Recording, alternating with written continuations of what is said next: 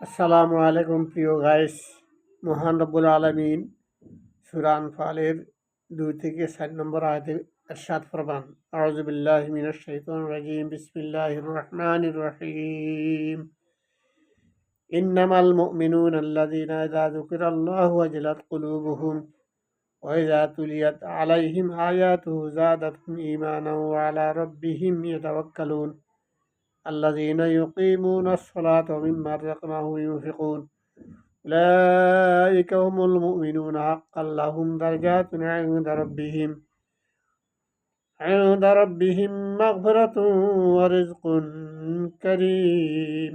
প্রকৃত মুমিনদের বৈশিষ্ট্যর মধ্যে রয়েছে আল্লাহর স্মরণে তাদের দিল কেঁপে ওঠে। তাদের সামনে আল্লাহর বাণী উচ্চারিত হলে তাদের ঈমান বৃদ্ধি পায়। তারা আল্লাহর উপর আস্থাশীল ও নির্ভরশীল হয়ে থাকে, নামাজ কায়েম করে এবং আল্লাহ প্রদত্ত রিজিক থেকে ব্যয় করে। বস্তুত এরাই হচ্ছে সত্যিকারের মুমিন। তাদের জন্য আল্লাহর নিকট খুবই উচ্চ মর্যাদা রয়েছে। আরও রয়েছে অপরাধের ক্ষমা, অতি উত্তম রিজিক। সুবহানাল্লাহ, সুবহানাল্লাহ। মহান রব্বুল আলামিন এই আয়াতের ভিতরে ঘোষণা করতেছেন, যারা মুমিন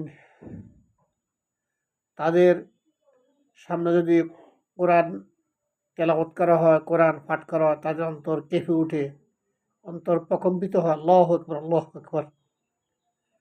আর তাদের সামনে আল্লাহ জিকির করা হলে তাদের অন্তর কেঁপে ওঠে। আর তাদের উপর সামনে যদি কোরআনের আয়াত তেলাওয়াত করা হয়, তাদের ঈমান বেড়ে যায় এবং আল্লাহর উপর তাদের ভরসা করে। তারা আল্লাহর উপর ভরসা করে, তারা নামাজ কায়েম করে এবং আল্লাহর দেওয়া রিজিক হইতে তারা আল্লাহর রাস্তায় খরচ করে। এরা হলো প্রকৃত মুমিন।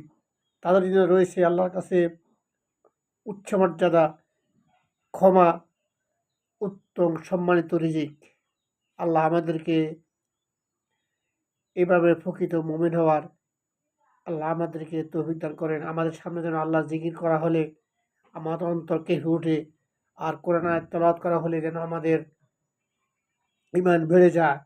আল্লাহর উপর আমরা যেন ভরসা করি, নামাজ প্রতিষ্ঠা করি, আল্লাহর দেওয়া রিজিক থেকে আমরা খরচ করতে থাকি।